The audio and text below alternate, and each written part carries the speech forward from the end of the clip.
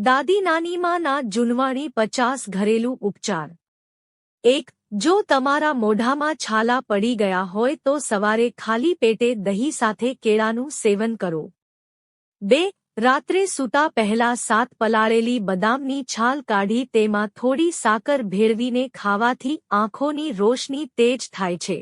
3. પાઇનેપલનો રસ પથરી દૂર કરવામાં મદદ કરે છે। 4. અનાનસનો રસ પીવાથી વજન પણ ઘટે છે। 5. કેળા ખાધા પછી થોડી એલચી ખાવાથી કેળું ઝડપથી પચી જાય છે। 6. નહાતા પહેલા વાળમાં તેલ લગાવવાથી વાળના મૂળ મજબૂત થાય છે। 7. ખૂબ ગરમ પાણીથી માથું ન ધોવું જોઈએ, તેનાથી માથામાં શુષ્કતા આવે છે। 8. પેટના અલ્સરથી પીડાતા લોકોએ તજનો ઉકાળો બનાવીને સવારે ખાલી પેટે પીવો। 9.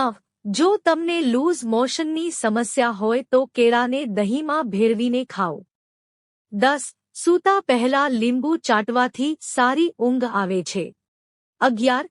જમ્યા પછી તરત જ સૂવું ન જોઈએ, આ ખોરાકને પચતો અટકાવે છે। 12. કાળી દ્રાક્ષ ખાવાથી વજન ઘટે છે અને ડાયાબિટીસના દર્દીઓ માટે કાળી દ્રાક્ષ ખૂબ જ ફાયદાકારક છે। 13. નમકીન ભાતને બદલે સારા ભાત ખાઓ, તેનાથી શરીરને નુકસાન થતું નથી। 14. વધુ પડતા તળેલા ખોરાકનું સેવન કરવાથી સ્થૂળતા વધે છે અને સુગર લેવલ વધે છે। 15. ડાયાબિટીસના દર્દીઓએ ભોજન વચ્ચે વધુ સમય ન છોડવો જોઈએ, 3 ને બદલે 5 વખત ખાઓ, આનાથી સુગર ઘટશે નહીં। 16. તજ અને મધ ભેળવીને ચહેરા પર લગાવવાથી ડાઘધબ્બા દૂર થાય છે અને ચહેરો ચમકદાર બને છે, તેને ચહેરા પર લગાવતા પહેલા હાથ પર લગાવો, જો તમને બળતરા ન થતી હોય તો ચહેરા પર લગાવો। 17. ચહેરા પર તજ અને મધનો ઉપયોગ કરવાથી ત્વચામાં જામેલી ગંદકી દૂર થાય છે। 18. દાંત વડે નખ કડવાથી દૃષ્ટિ નબળી પડે છે। 19. રાત્રે સૂતા પહેલા તમારા હાથ અને પગ ધોવાનું ધ્યાન રાખો અને તમારા હાથ અને પગ પર તેલ લગાવવાથી ખંજવાળ અટકશે અને તમને સારી ઊંઘ લેવામાં મદદ મળશે। 20. વધુ પડતી ચાકોફી પીવાથી હોઠ કાળા થઈ જાય છે। 21. જો તમે ઈચ્છો છો કે તમારી કિડની હંમેશા સ્વસ્થ રહે તો દરરોજ રાત્રે સૂતા પહેલા પેશાબ કરો। 22.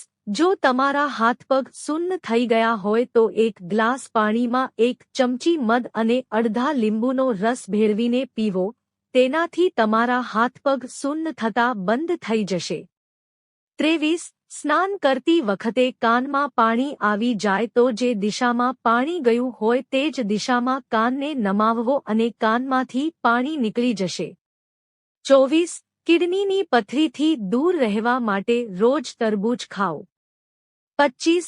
પાકેલા દાડમનો રસ થોડો ગરમ કરીને બાળકોને આપવાથી બાળકોની ઉલટી બંધ થાય છે।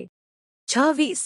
જો તમને દાંતનો દુખાવો થતો હોય તો હૂંફાળા પાણીમાં થોડી હિંગ ભેળવીને ગાર્ગલ કરવાથી દાંતના દુખાવામાં આરામ મળશે।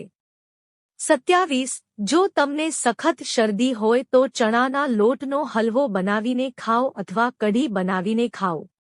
28. જો રસોઈ બનાવતી વખતે તમારા હાથ બળી જાય તો કોલગેટ લગાવો અથવા નારિયેળનું તેલ પણ લગાવી શકો છો। 29. પીચ ખાવાથી આંખોની રોશની વધે છે। 30. ખોરાક ખાધા પછી ગેસની સમસ્યા હોય તો મોટી એલચી ખાઓ, આરામ મળશે।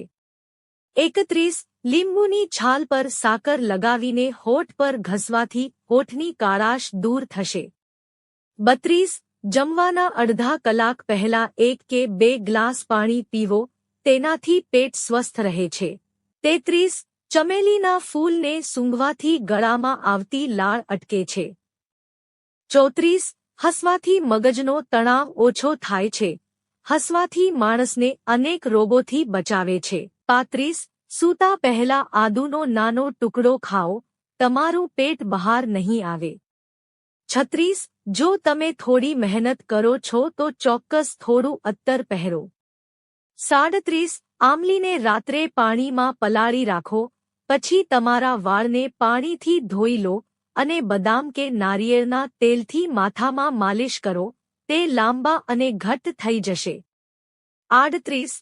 જે લોકોને વારંવાર મોઢામાં ચાંદા પડતા હોય તેમણે જમ્યા પછી વરિયાળી ખાવી જોઈએ. 39. જો તમને ખંજવાળ આવતી હોય તો સ્નાન કર્યા પછી થોડું સરસવનું તેલ અને પાણીના થોડા ટીપાં મિક્સ કરીને ભીના શરીર પર લગાવો અને ટુવાલનો ઉપયોગ ન કરો. 40. જો તમારા પગમાં દુખાવો થતો હોય તો દરરોજ ખાલી પેટે 10 બદામ રાત્રે પલાળીને ખાઓ. ધીમે ધીમે તમારા પગના દુખાવામાં આરામ મળવા લાગશે. 41. જ્યારે પણ તમે જમીન પર બેસો ત્યારે ઝૂક્યા વગર બેસો, તેનાથી સ્નાયુઓ મજબૂત થાય છે. 42. પેટ ભરાઈને ખાવાની આદત મૂડ બગાડે છે. 43. કોબી પેટની ચરબી વધવા દેતી નથી. 44. એક દરરોજ સફરજન સવારે ઉઠતાની સાથે જ ખાવાથી વ્યક્તિના આંતરિક રોગો મટે છે. 45. મનને તેજ કરવા માટે બદામના તેલથી માથામાં માલિશ કરો અને દરરોજ સવારે ચાલવું જોઈએ. 46. સૂતી વખતે ખોરાક ખાવાથી શ્વસન માર્ગમાં અવરોધ થવાનું જોખમ રહેલું છે. 47. દાડમના દાણા ચાવો, તેનાથી તમારું મગજ મજબૂત થશે. 48. જો તમને ક્યાંક ઈજા થાય અને દુખાવો થતો હોય તો હળદર ભેળવી ગરમ દૂધ પીવું. 49. દાંત પર ઠંડુ માખણ ઘસવાથી દાંતની પીળાશ દૂર થાય છે. 50. રાત્રે સૂતા પહેલા દૂધ પીવું જોઈએ, તે સારી ઊંઘમાં પણ મદદ કરે છે. 51. હંમેશા નાક વડે શ્વાસ લો, મોઢા દ્વારા શ્વાસ લેવાથી રોગોને આમંત્રણ મળે છે. 52. ભૂખ લાગે ત્યારે જ ખાઓ, આપણે ક્યારેય ભૂખ્યા વગર ન જોઈએ. ઓછું કરવાથી વધુ કરવાથી પણ તમારા પાચન પર વિપરીત અસર થાય છે. 53. ભોજન કરતી વખતે કોઈ પણ પ્રકારની ચિંતા, ઉદાસી, ક્રોધ વગેરે ન હોવું જોઈએ. 54. ઘી અને દહીં સાથે રાંધેલા ભાતનું સેવન લૂઝ મોશનમાં મદરૂપ થાય છે. 55. સમાન માત્રામાં પાણી અને દહીં ભેળવીને તાજા પીસેલા આદુ સાથે લેવાથી ઢીલી ગતિને નિયંત્રિત કરવામાં મદદ મળે છે. 56. એક ગ્લાસ તરબૂચનો રસ એસિડિટી દૂર કરવામાં અસરકારક છે અને પાચન માટે પણ સારું છે. 57. લવિંગનો ટુકડો ચૂસવાથી એસિડિટી અને તેના લક્ષણો જેવા કે પેટ ફૂલવું, અપચો, ઉબકા, હોજરીનો ખંજવાળ વગેરે મટે છે. 58. ખાલી પેટે અને રાત્રે સૂતા પહેલા 1 ગ્લાસ નવશેકું પાણી પીવાથી એસિડિટીથી રાહત મળે છે. મિત્રો, જો તમને વિડિયો પસંદ આવ્યો હોય તો વિડિયોને લાઇક કરો અને ચેનલને સબસ્ક્રાઇબ કરો. વિડિયો જોવા બદલ આપ સૌનો આભાર.